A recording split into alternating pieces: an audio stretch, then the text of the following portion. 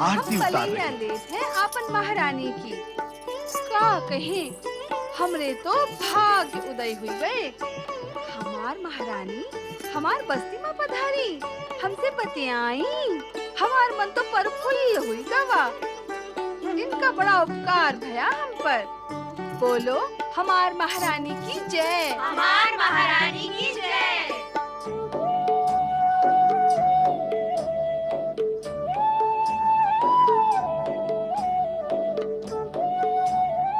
तुम हमें पहचानना नहीं चाहती पार्वती? ए लो मैया री मैया, ई का कहत हो महारानी जी? काहे नहीं पहचानेंगे हम आपका? पहचाने हैं तो ही तो आरती उतारे हैं हम आप ही का। चरण छुए हैं हम अपनी महारानी के। क्यों री चंपा, का कहत हो? ठीक कहत हो, जो तुम कहत हो हम भी वही कहत हैं। आप सुनत है ना महारानी जी, हमार सखियां भी यही कहत हैं। अब और अधिक तुम्हारा स्वांग हमसे देखा नहीं जाता पार्वती। इसमें कोई संदेह नहीं रहा कि तुम हमारी पुत्री हो और शिव शंकर की भार्या देवी पार्वती। अब छोड़ो ये सब स्वांग और चलो मेरे साथ महल में। जब तक शिव शंकर तुम्हें स्वयं लेने नहीं आ जाते, मैं तुम्हें अपने पास रखूंगी। चलो। कहीं ये पर्वतिया स्वांग करे है? कौन जाने ये पर्वतिया है कि पार्वती है। महारानी उनका पुत्री कहत है। शिव जी की भार्या कहत है। हमको तो कुछ गड़बड़ लागे है। ही देखा, महारानी हमका अपनी बिटिया बतावत है, पर हमरे ऐसन भाग्य कहाँ। हमका अपना महल में ले जावे की चाहत है। का हो सखियों, का कहत हो? जावे हम इनके संग? नहीं नहीं, तुम सबका छोड़कर हम कैसे जा सकत हैं? ये पार्वती नहीं, पर्वतिया है, पर्वतिया।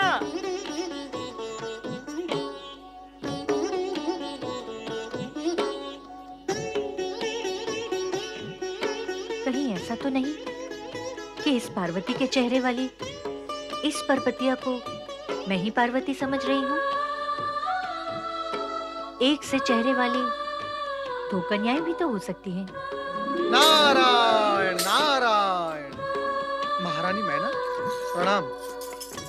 प्रणाम माता पार्वती। प्रणाम नानी जी। माता, आपके इस अपरिचय और स्वांग के कारण कहीं कोई अनर्थ न हो जाए। रूठे हुए भगवान भोलेनाथ अत्यंत सुंदर नर्तकी महानंदा के महल में पहुंच चुके हैं, जहां महानंदा उन्हें लुभाने के लिए हर संभव प्रयत्न कर रही है।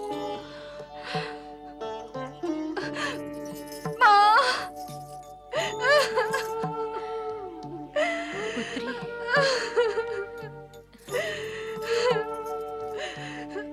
सुना माता आपने? भगवान शिव शंकर मुझसे रुष्ट होकर कहाँ तक जा पहुँचे हैं। अब मैं क्या करूं माता? मैं क्या करूं? मैं क्या करूं?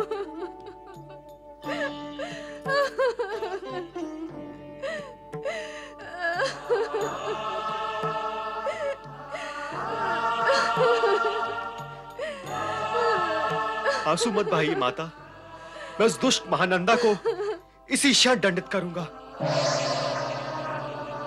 श्री गणेश, मुझसे कोई भूल तो नहीं हुई? नहीं देवर्षि, भूल कैसी? आपने तो रहस्य पर पड़े आवरण को हटाकर स्थिति को सुधार दिया है। वैसे भी हम सब तो शिव लीला के पात्र हैं। वो ही करेंगे जो वो चाहते हैं।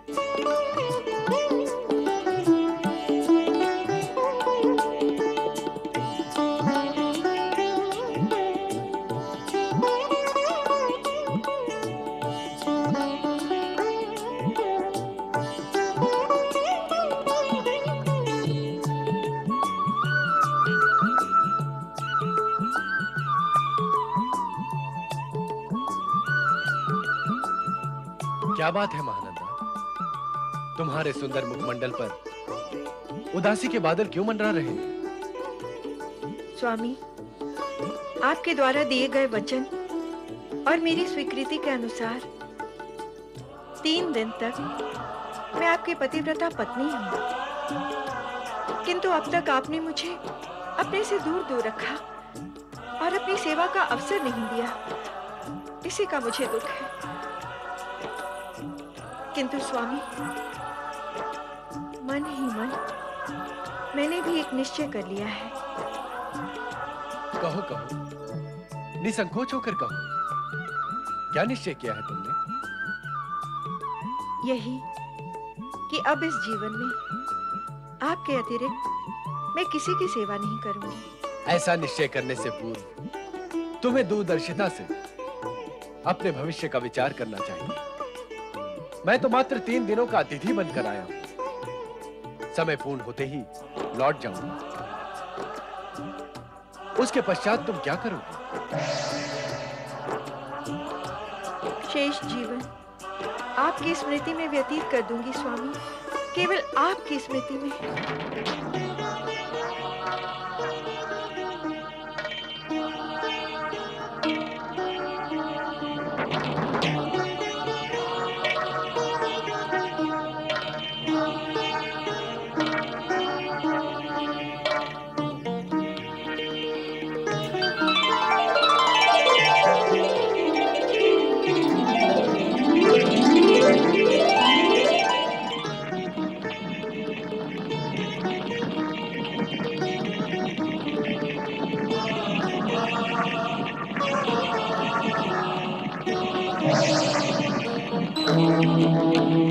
अग्नि, मेरी पूजा घर में अग्नि कैसे लगी?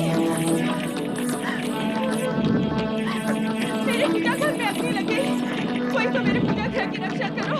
चंद्रिका, भद्रेश, रूपाली, शीघ्र आओ। जल्दी आओ, देखो क्या हुआ। पहले शिवलिंग की रक्षा करो। पहले शिवलिंग की रक्षा करो। तुम लोग खड़े खड़े मुझे क्या देख रहे हो? चल लेके आओ। छोड़ दो मुझे, छोड़ दो मुझे, छोड़ दो मुझे।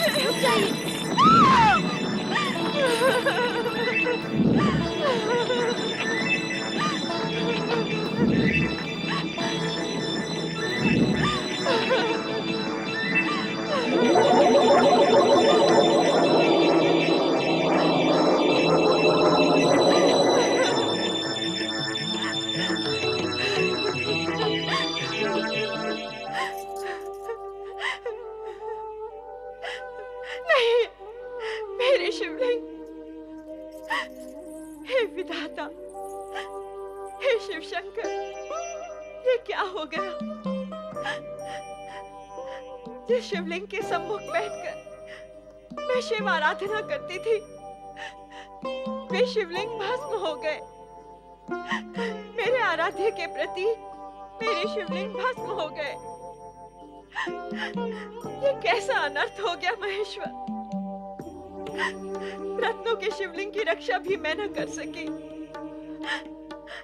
अग्निदेव का ये कैसा प्रकोप है। ये मेरे किस अपराध का दंड है।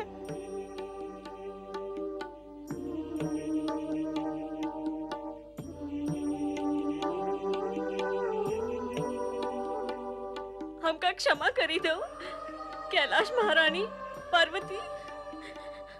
हम नहीं जानत रही तुमका कि तुम पर्वतिया नहीं देवी पार्वती हो। हमें क्षमा कर दियो देवी, हमसे भूल हो गई, हमका क्षमा कर दियो। हम तो का समझ रहे अपने जैसे गांव की छोरिया, पर तुम तो देव पार्वती बा। हमका क्षमा करी दे। न जाने हम तुमको का कह दिए। तुम इतने बड़े महाराज की पुत्री और त्रिलोकीनाथ शिव जी की पत्नी। हाय मैया, हमका क्षमा करी दो। अरे ये क्या क्षमा क्षमा की रट लगा रखी है तुम सबने। अरे हम कहत हैं ई का क्षमा क्षमा करत हो।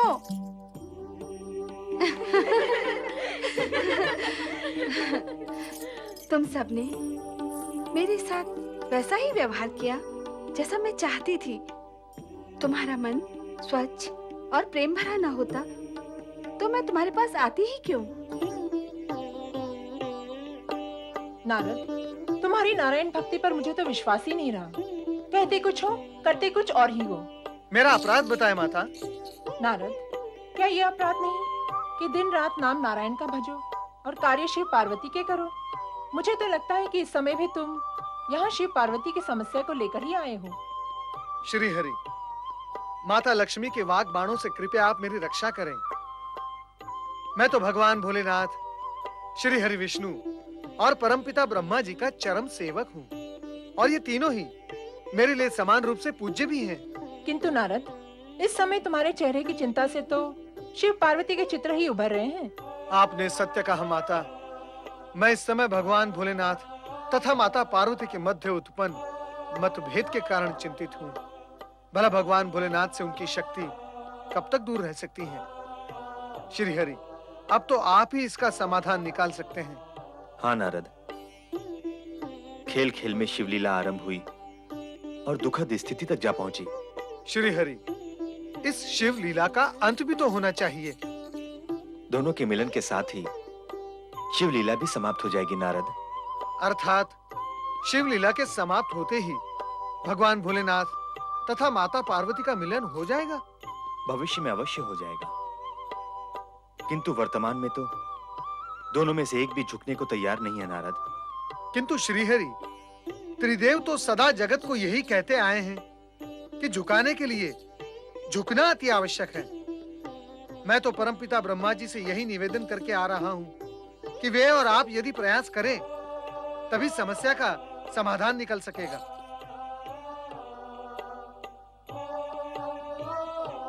देवी लक्ष्मी, देवी पार्वती आपकी सखी है ना? तो आप उनसे कहें कि अब इस प्रसंग का अंत करें। अर्थात उनसे झुकने के लिए कहूँ? नहीं, मैं उनसे कभी झुकने के लिए नहीं कहूंगी। और फिर मेरे कहने से क्या होगा? क्या वो मेरी बात मानकर झुक जाएंगी? नहीं, कदापि नहीं। चल, अब अपने घर चल। नहीं माता, मैं ये स्थान छोड़कर अन्यत्र कहीं नहीं चलूंगी। तो क्या तू सदा के लिए यहाँ रहेगी? जब तक आपके जमाता मुझे लेने नहीं आते, तब तक मैं अपनी प्रिय सहेलियों के साथ यहीं रहूंगी। हाँ, अब तेरा यहाँ रहना उचित नहीं है पुत्री। उचित नहीं? क्यों उचित नहीं? क्योंकि तुम्हारे कारण अब इन्हें कष्ट होगा। अब तक नहीं हुआ तो अब क्यों होगा इन्हें कष्ट? इसलिए कि अब तक तू पर्वतिया थी, अब पार्वती हो। अब तक इनके मन में तुम्हारे लिए बहन और सखी का भाव था, किंतु अब पूज्य भाव जागृत हो जाएगा, जो पग पग पर इनके लिए संकोच के कारण कष्ट का कारण होगा। नहीं महारानी, हमने लोग का कौनो कष्ट नहीं हुई। ये तो तुम प्रेम और सम्मानवश कह रही हो, किंतु व्यवहारिक सत्य तो यही है कि पार्वती के यहाँ रहने से तुम सभी को कष्ट होगा, और फिर पार्वती को अपने पति के घर जाना चाहिए। कब तक यहाँ रहेगी? वहाँ तो जाना ही होगा। मैंने कहा ना माता, जब तक तुम्हारे जमाता। सुन लिया, पर वो तुझे मनाने आए, इसके लिए उन्हें मनाने कौन जाएगा? क्या मैं उन्हें जाकर मनाऊं और कहूं, जमाता राज मान जाइए, मेरी पुत्री को मनाने चलिए।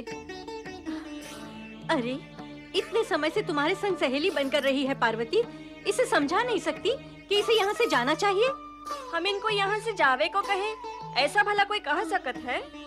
यहाँ से जाने के लिए ना कहो, अपने माता पिता के घर जाने का अनुरोध करो, ताकि वहाँ से इसके पति के घर भेजने की व्यवस्था की जा सके। तुम सब इसकी सहेलियां हो ना, इसका हित नहीं सोचोगी? अब माने जाओ देवी पार्वती, महारानी जी की बात मानी जाओ। हाँ देवी, माता का कहना माने में भला हुई वे। हमको तो आपका सुख विचारे का ही है देवी पार्वती। सुन लिया पार्वती, अब तक जो तेरी सखियां थी, अब उनमें सखी भाव नहीं रहा है, आदर भाव जागृत हो चुका है। वो तुझे पर्वतिया कहकर नहीं पुकार रही हैं, देवी पार्वती कहकर पुकार रही हैं। अब भला तू यहाँ कैसे रह सकती है? रहूंगी, अवश्य रहूंगी। मैं इनके साथ सखी भाव से ही रहूंगी, पर्वतिया बनकर रहूंगी। पर तुझे यहाँ से चलना तो होगा ही। चलूंगी, किंतु समय आने पर। लगता है शिव शंकर के पास जाकर उन्हें मनाने और यहाँ लाने के अतिरिक्त अन्य कोई और उपाय नहीं। अब यही करना होगा पार्वती।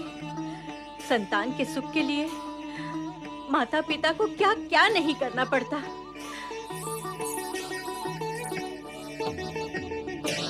मैंने तुम्हें रत्न निर्मित शिवलिंग सौंपने से पहले कहा था कि ये मुझे प्राणों से भी अधिक प्रिय है। कहा था ना? हाँ स्वामी, अवश्य कहा था, किंतु मैं निर्दोष हूँ। मेरा केवल इतना दोष है कि मैं दुर्भाग्यवश उस शिवलिंग की रक्षा न कर सकी। मुझे क्षमा कर दो स्वामी, मुझे क्षमा कर दो।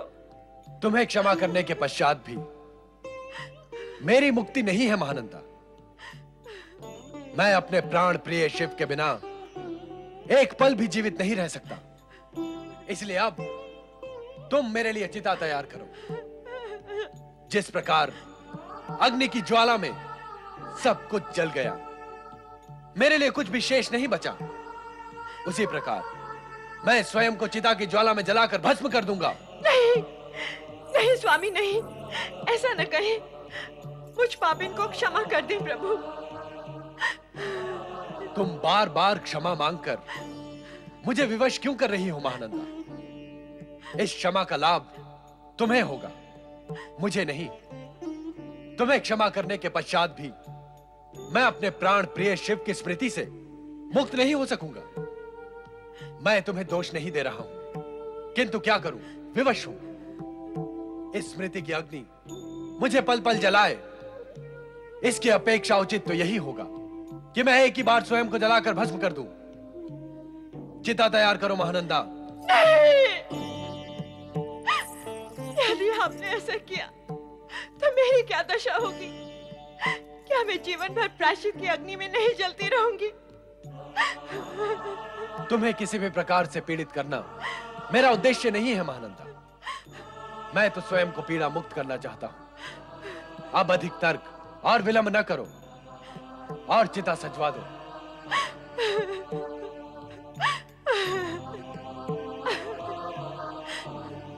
जैसी आपकी इच्छा स्वामी। नहीं महेश्वर, नहीं, ऐसा कदापि न करना। अनर्थ हो जाएगा, जगत का प्रवाह रुक जाएगा, सृष्टि की गति मंद होकर बंद हो जाएगी। प्रभु, क्या हुआ ब्रह्मदेव? क्या करने जा रहे महेश्वर? क्यों जगत का प्रभाव रुक जाएगा?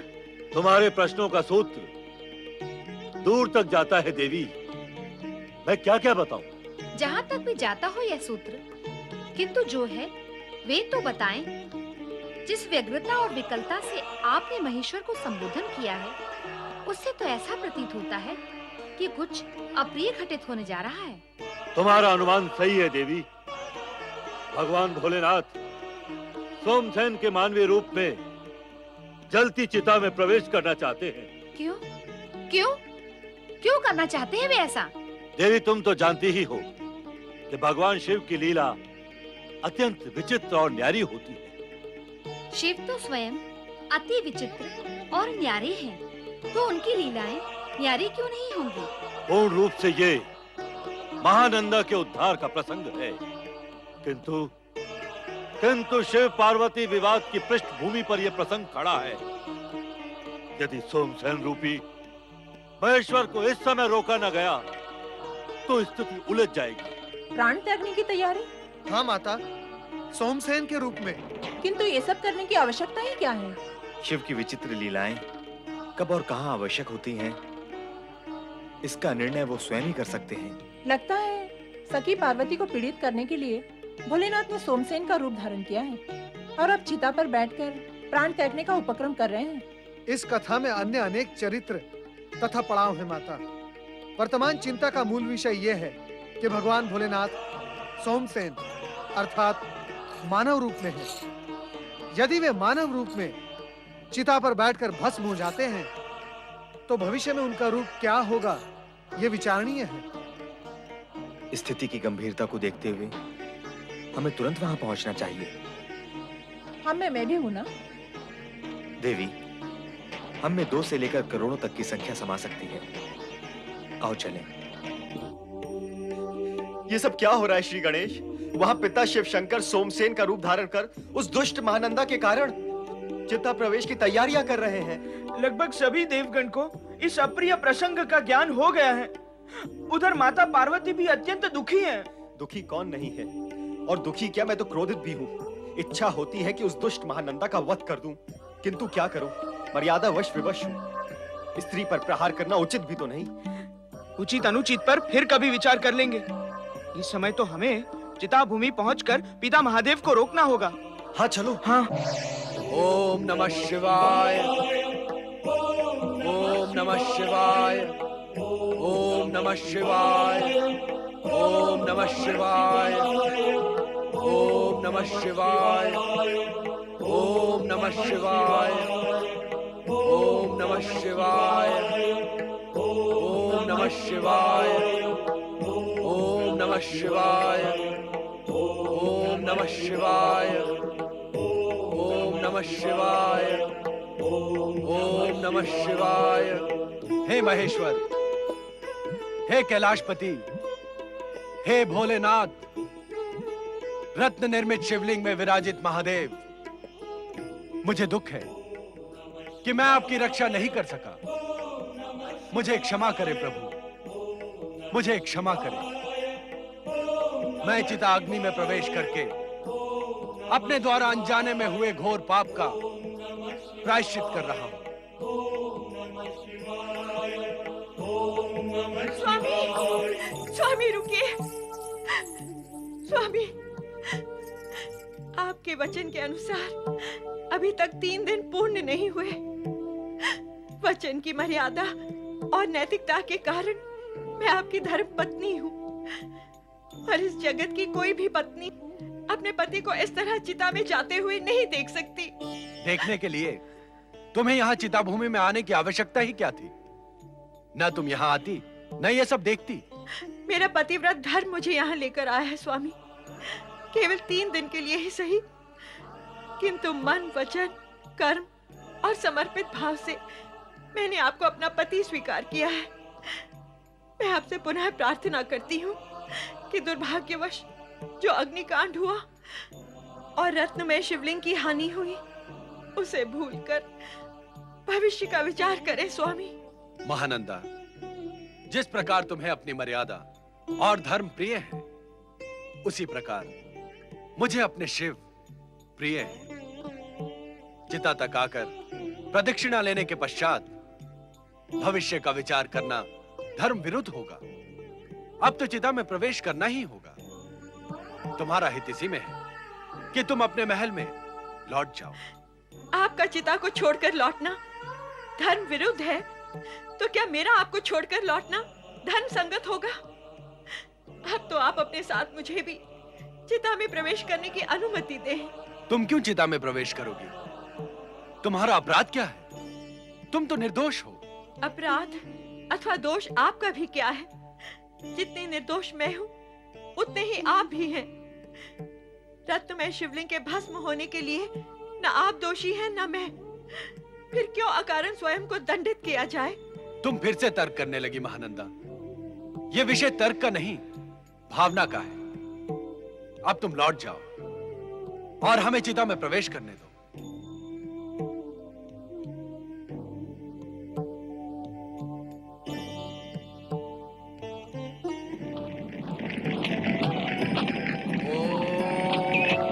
नमः शिवाय।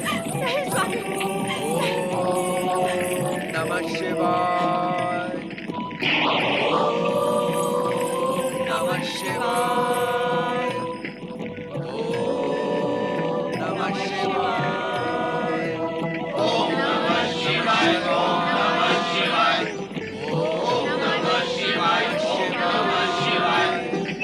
नमः शिवाय।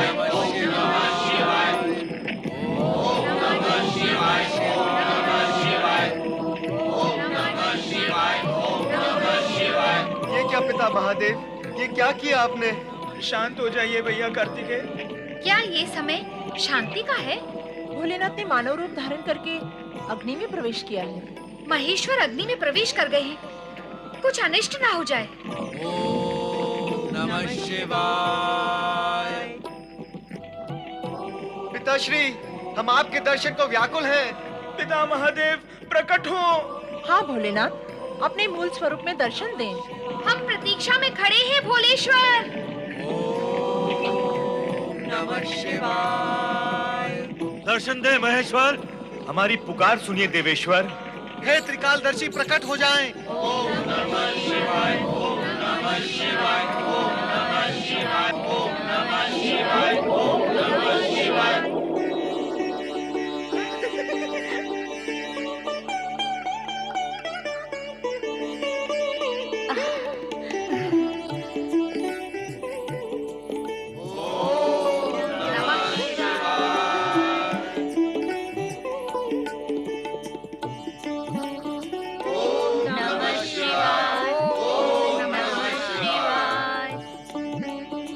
हे भोलेनाथ, हे शिव शंकर, आपके दर्शन पाकर धन्य हो गई मैं। मेरा तो आवागमन का फेरा ही टूट गया। जन्म मरण से मुक्त हो गई मैं। क्या ये जानती थी मैं कि श्रेष्ठी सोमनाथ के रूप में मेरे आराध्य ही मेरे सामने हैं। मुझ जैसी तुच्छ नारी पर ऐसी महान कृपा। हे पतितों के उद्धार करता शिव शंकर, आपका दर्शन इस रूप में होगा, इसकी मैं कल्पना भी नहीं कर सकती थी। कल्पना करना नहीं, तुम्हारे लिए भक्ति करना ही उचित है।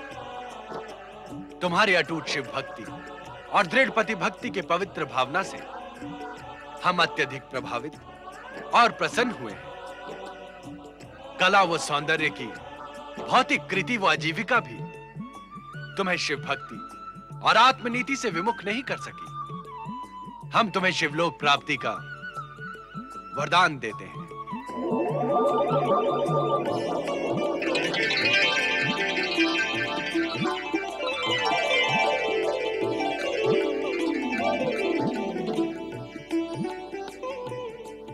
तुम्हारे उद्धार के साथ साथ हमारी अग्नि परीक्षा भी हो गई महाराज। पतित उद्धारक सर्वेश्वर शिव शंकर की जय। शिव भक्त महामयी महानंदा की जय। नारायण नारायण। हे भोलेनाथ, आप परीक्षा देते कहाँ हैं? आप तो सारे जगत की परीक्षा लेते रहते हैं। भला आपकी परीक्षा कौन लेगा? शिव की परीक्षा शिवा तो ले ही सकती है। भोलेनाथ, जिसे आप परीक्षा कहते हैं, परोक्ष रूप में वही आपकी लीला है। सर्वथा विचित्र लीला, जो किसी की भी समझ में नहीं आती। पिता महादेव की लीलाएं जब माता पार्वती की ही समझ में नहीं आती, तो अन्य किसी की समझ में आने का प्रश्न ही नहीं उठता। इसके आगे का सत्य ये है कि यदि पति की लीला पत्नी की समझ में नहीं आती, तो पुत्रों की समझ में कैसे आएगी? क्यों भैया गणेश, ठीक कहा ना मैंने?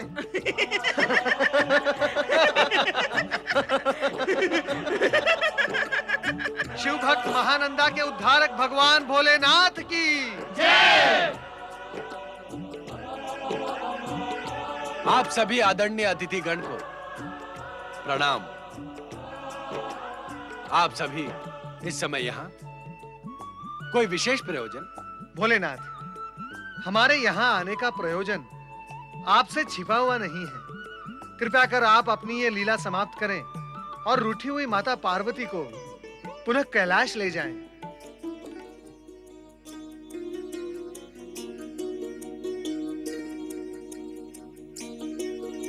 बुद्धि सिद्धि के पति श्री गणेश, हम ये स्पष्ट कर देना चाहते हैं कि हमारे मन में किसी के प्रति कोई दुराग्रह नहीं है, किंतु तुम्हें अपने पिता के गौरव का ध्यान रखते हुए वही करना चाहिए जो तुम्हें उचित प्रतीत हो।